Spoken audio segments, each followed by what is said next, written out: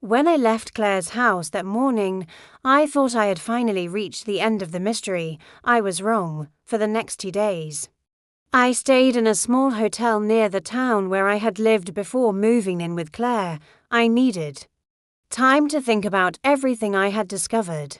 The strange letter, the hospital records, the DNA test, the woman who had appeared in Claire's life after decades of searching for answers, and most of all, my mother's secret. I kept telling myself that the story was over. Claire was my daughter. The hospital mistake had not changed that. Whatever had happened all those years ago was simply an old family secret that had grown larger with every passing year. But on the third morning, Claire called me. She told me there was something else I needed to know. I returned to her house that afternoon. The moment I entered the living room, I noticed that the wooden chest was sitting on the coffee table. Claire had brought it downstairs. She had also placed several documents beside it. I immediately knew there was more. She had found another envelope hidden beneath the lining of the chest. My mother had deliberately created a secret compartment. Inside the envelope was a document dated almost 55 years earlier. It was from before I had met my husband, before Claire was born. Before I had even imagined becoming a mother. I read the document slowly. It revealed that my mother had once made a decision that changed the course of my entire life. When I was a young woman, I had planned to leave our hometown and study in another state. I had received an opportunity that could have changed my career, but shortly before I was supposed to leave, my mother became seriously ill. I stayed. At the time, I believed I had made that decision entirely on my own. I had always told myself that I stayed because I loved my mother. But the document revealed something else. My mother had intentionally hidden a letter from the university. She had never wanted me to leave. She had been afraid that if I moved away, I would never return. She had made me believe that the opportunity had disappeared. I sat silently after reading that. For more than 30 years, I had carried a completely different version of my own life inside my head. I had believed that I had chosen my family over my dreams. Now I realized that the choice had not been entirely mine. My mother had loved me, but she had also been afraid of losing me, and that fear had made her control my life in ways I had never understood. Claire watched me carefully as I read the documents. She had known about this for years.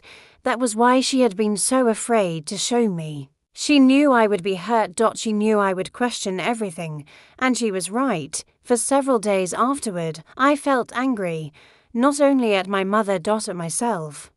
I wondered how many decisions in my life had been influenced by someone else's fears.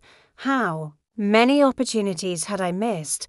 How different would my life have been if I had left that town, if I had studied where I wanted, if I had started the career I dreamed about, if I had become a different version of myself?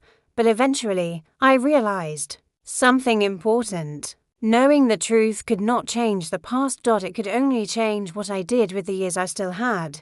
That was the lesson my mother had accidentally left me. Fear can make people hold on too tightly. Parents can make mistakes while believing they are protecting their children. And children can spend years carrying secrets because they are afraid of hurting their parents. Claire and I had both been trapped inside the same cycle. She had hidden the truth because she was afraid of hurting me. I had spent years avoiding difficult questions because I was afraid of losing her. And now we finally had a chance to stop. The woman connected to the hospital records eventually became part of our lives too. Not as a replacement for anyone, not as some dramatic lost relative. Simply as another person who had been affected by the same mistake. We met quietly. There was no dramatic reunion. No perfect explanation. Just 3 women sitting together with decades of unanswered questions between us. I learned that she had grown up with her own family and had never been deprived of love. She wasn't looking to take anything away from me. She only wanted to understand where one strange part of her childhood story had come from, and somehow that made everything easier. The biggest secret of our family had turned out not to be about betrayal. It was about fear. My mother's fear of losing me, Claire's fear of hurting me, the other woman's fear that something about her past would always remain unexplained, and my own fear of discovering that the life I had lived wasn't entirely my own choice. Months passed. Claire eventually asked me to come back and live with her again. This time I refused, not because I was angry, because I had finally learned that loving someone did not mean living inside their life. I rented a small apartment of my own. For the first time in decades, I made decisions without asking whether someone else would approve. I enrolled in a course I had once wanted to take. I started traveling again. I even returned to the university town I had once dreamed of living in. It was strange to walk through those streets as an older woman, but it also felt freeing. Claire and I became closer after everything happened. Not because we spent more time together, because we stopped hiding things from each other. We learned that honesty could sometimes hurt, but silence could hurt much more. 1 year after I left her house, Claire gave me the wooden chest. She told me she didn't want to keep it anymore. I brought it home and placed it in the corner of my living room. For a long time, I didn't open it. Then one evening, I finally did. Inside were all the old photographs, the hospital records, my mother's letters, and the photograph of Claire as a baby. I picked up that photograph and smiled. For years, I had looked at that picture and remembered the beginning of my life as a mother. Now I saw something different. I saw a young woman who had no idea how complicated life would become. I saw a little girl who would grow into a woman who tried to protect her mother. And I saw a family that had spent decades believing that secrets could protect them. They COULDN single quotes T. Secrets only delayed the pain. The truth was difficult. But it gave us something the secrets never could. A choice. We could finally decide what kind of relationship we wanted to have. We could forgive the people who were no longer here to explain themselves.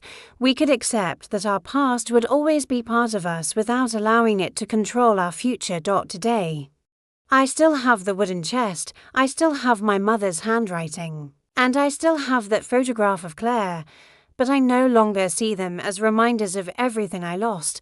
I see them as reminders of everything I survived. The day my daughter asked me to leave her house, I thought she was pushing me away. I thought I had somehow become a burden. I thought our relationship was falling apart, but she wasn't asking me to leave because she didn't love me. She was asking me to leave because she was afraid that the truth would hurt me. In the end, the truth did hurt, but it also gave me something I hadn't realized I needed. A second chance to become the person I had once wanted to be, and perhaps that was the real secret hidden inside that old wooden chest, not a secret about who I was, but a reminder that it is never too late to choose who you want to become. T.